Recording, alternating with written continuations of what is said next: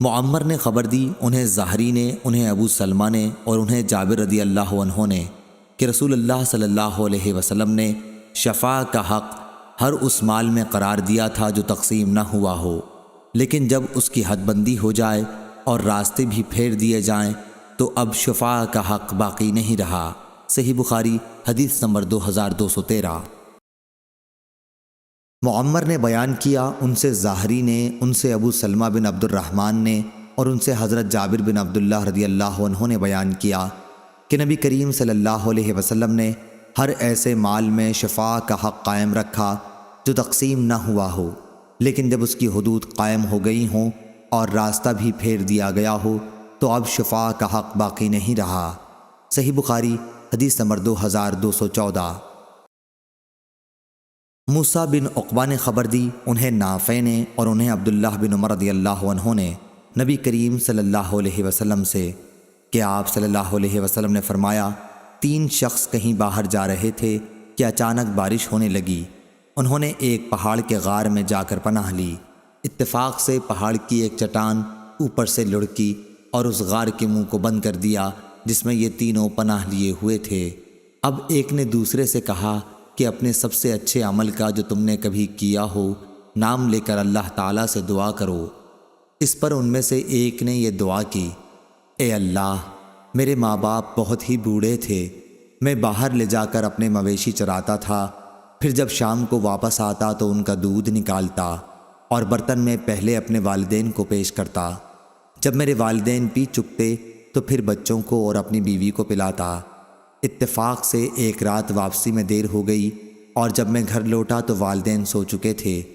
اس نے کہا کہ پھر میں نے پسند نہیں کیا کہ انہیں جگاؤں، بچے میرے قدموں میں بھوکے پڑے رو رہے تھے، میں برابر دودھ کا پیالہ لیے والدین کے سامنے اسی طرح کھڑا رہا جہاں تک کہ صبح ہو گئی۔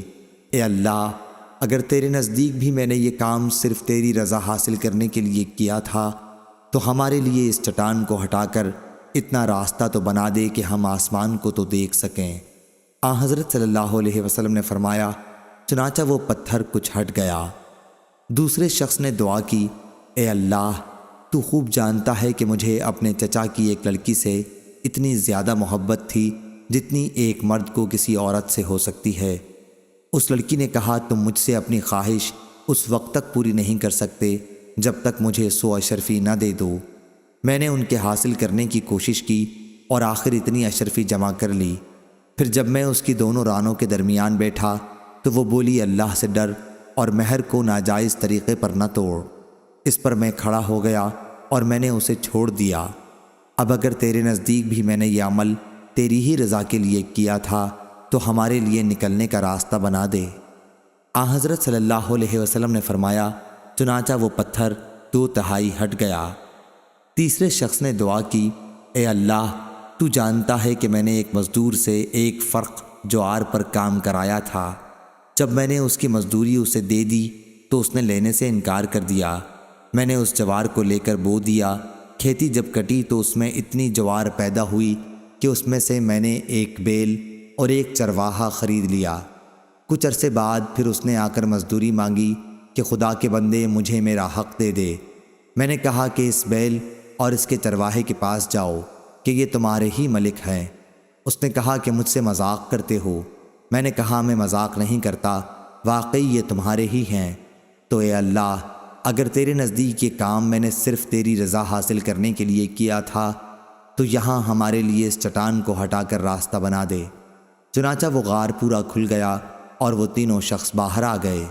صحیح بخاری حدیث نمبر 2215۔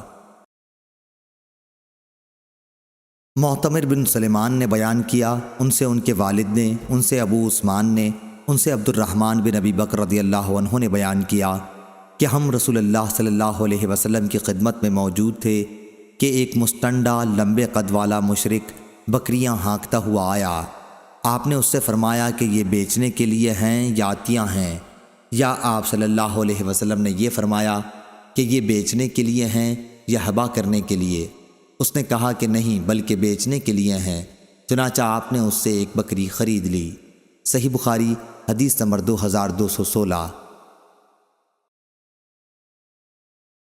ابو زناد نے بیان کیا ان سے اعرج نے اور ان سے ابو ہریرہ رضی اللہ عنہ نے کہ نبی کریم صلی اللہ علیہ وسلم نے فرمایا، ابراہیم علیہ السلام نے سارہ علیہ السلام کے ساتھ نمرود کے ملک سے ہجرت کی تو ایک ایسے شہر میں پہنچے جہاں ایک بادشاہ رہتا تھا، یا یہ فرمایا کہ ایک ظالم بادشاہ رہتا تھا۔ اس سے ابراہیم علیہ السلام کے متعلق کسی نے کہہ دیا کہ وہ ایک نہایت ہی خوبصورت عورت لے کر یہاں آئے ہیں۔ بادشاہ نے آپ سے پوچھوا بھیجا کہ ابراہیم، یہ عورت جو تمہارے ساتھ ہے تمہاری کیا ہوتی ہے؟ انہوں نے فرمایا کہ یہ میری بہن ہے۔ پھر جب ابراہیم علیہ السلام سارہ علیہ السلام کے یہاں آئے تو ان سے کہا کہ میری بات نہ جھٹلانا، میں تمہیں اپنی بہن کے آیا ہوں۔ خدا کی قسم، آج روئے زمین پر میرے اور تمہارے سوا کوئی مومن نہیں ہے۔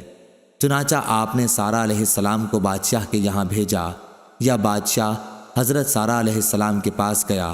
اس وقت حضرت سارہ علیہ السلام وضو کر کے نماز پڑھنے کھڑی ہو گئی تھیں۔ انہوں نے اللہ کے حضور میں یہ دعا کی کہ اے اللہ، اگر میں تجھ پر اور تیرے رسول ابراہیم علیہ السلام پر ایمان رکھتی ہوں، اور اگر میں نے اپنے شوہر کے سوا اپنی شرمگاہ کی حفاظت کی ہے تو مجھ پر ایک کافر کو مسلط نہ کر۔ اتنے میں وہ بادشاہ تھرایا اور اس کا پاؤں زمین میں دھس گیا۔ اعرج نے کہا کہ ابو سلمہ بن عبد الرحمن نے بیان کیا ان سے ابو ہریرہ رضی اللہ عنہ نے بیان کیا کہ حضرت سارہ علیہ السلام نے اللہ کے حضور میں دعا کی کہ اے اللہ، اگر یہ مر گیا تو لوگ کہیں گے کہ اسی نے مارا ہے۔ چنانچہ وہ پھر چھوٹ گیا اور حضرت سارہ علیہ السلام کی طرف بڑھا۔ حضرت سارہ علیہ السلام وضو کر کے پھر نماز پڑھنے لگی تھیں اور یہ دعا کرتی جاتی تھیں، اے اللہ، اگر میں تجھ پر اور تیرے رسول پر ایمان رکھتی ہوں اور اپنے شوہر حضرت ابراہیم علیہ السلام کے سوا اور ہر موقع پر میں نے اپنی شرمگاہ کی حفاظت کی ہے تو مجھ پر اس کافر کو مسلط نہ کر۔ چنانچہ وہ پھر تھرایا، کانپا اور اس کے پاؤں زمین میں دھنس گئے۔ عبد الرحمن نے بیان کیا کہ ابو سلمہ نے بیان کیا ابو ہریرہ رضی اللہ عنہ سے کہ حضرت سارہ علیہ السلام نے پھر وہی دعا کی کہ اے اللہ، اگر یہ مر گیا تو لوگ کہیں گے کہ اسی نے مارا ہے۔ اب دوسری مرتبہ یا تیسری مرتبہ بھی وہ بادشاہ چھوڑ دیا گیا۔ آخر وہ کہنے لگا کہ تم لوگوں نے میرے یہاں ایک شیطان بھیج دیا، اسے ابراہیم علیہ السلام کے پاس لے جاؤ اور انہیں آجر حضرت ہاجرہ بھی دے دو۔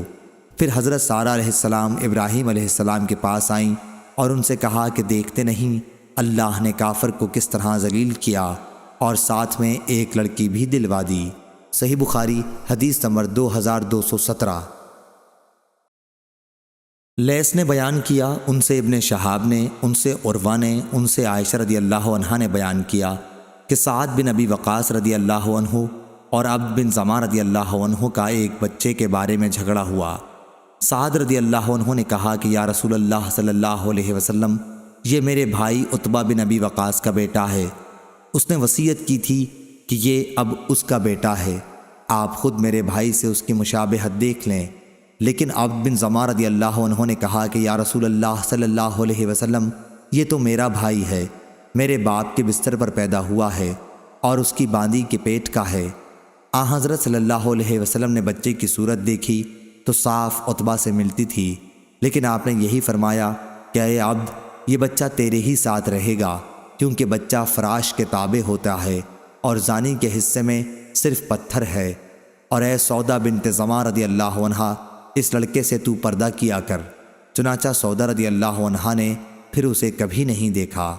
صحیح بخاری حدیث نمبر 2218۔ عبد الرحمن بن عوف رضی اللہ عنہ نے صہیب رضی اللہ عنہ سے کہا، اللہ سے ڈر اور اپنے باپ کے سوا کسی اور کا بیٹا نہ بن۔ صہیب رضی اللہ عنہ نے کہا کہ اگر مجھے اتنی دولت بھی مل جائے تو بھی میں یہ کہنا پسند نہیں کرتا، مگر واقعہ یہ ہے کہ میں تو بچپن ہی میں چرا لیا گیا تھا۔ صحیح بخاری حدیث نمبر 2219۔ حکیم بن حزام رضی اللہ عنہ نے خبر دی کہ انہوں نے پوچھا یا رسول اللہ صلی اللہ علیہ وسلم، ان نیک کاموں کے متعلق آپ کا کیا حکم ہے جنہیں میں جاہلیت کے زمانے میں صلہ رحمی، غلام آزاد کرنے اور صدقہ دینے کے سلسلے میں کیا کرتا تھا، کیا ان اعمال کا بھی مجھے ثواب ملے گا؟ حضرت حکیم بن حزام رضی اللہ عنہ فرماتے ہیں کہ رسول اللہ صلی اللہ علیہ وسلم نے فرمایا، جتنی نیکیاں تم پہلے کر چکے ہو ان سب کے ساتھ اسلام لائے ہو۔ صحیح بخاری حدیث نمبر 2220۔ عبید اللہ بن عبداللہ نے خبر دی اور انہیں عبداللہ بن عباس رضی اللہ عنہ نے خبر دی کہ رسول اللہ صلی اللہ علیہ وسلم کا گزر ایک مردہ بکری پر ہوا۔ آپ نے فرمایا کہ اس کے چمڑے سے تم لوگوں نے کیوں نہیں فائدہ اٹھایا؟ صحابہ رضی اللہ عنہم نے عرض کیا کہ وہ تو مردار ہے۔ آپ نے فرمایا کہ مردار کا صرف کھانا منع ہے۔ صحیح بخاری حدیث نمبر 2221۔ لیث نے بیان کیا، ان سے ابن شہاب نے، ان سے ابن مسیب نے، اور انہوں نے ابو ہریرہ رضی اللہ عنہ کو یہ فرماتے سنا کہ رسول اللہ صلی اللہ علیہ وسلم نے فرمایا، اس ذات کی قسم جس کے ہاتھ میں میری جان ہے، وہ زمانہ آنے والا ہے جب ابن مریم عیسیٰ علیہ السلام تم میں ایک عادل اور منصف حاکم کی حیثیت سے اتریں گے۔ وہ صلیب کو توڑ ڈالیں گے، سوروں کو مار ڈالیں گے اور جزیہ کو ختم کر دیں گے۔ اس وقت مال کی اتنی زیادتی ہوگی کہ کوئی لینے والا نہ رہے گا۔ صحیح بخاری حدیث نمبر 2222۔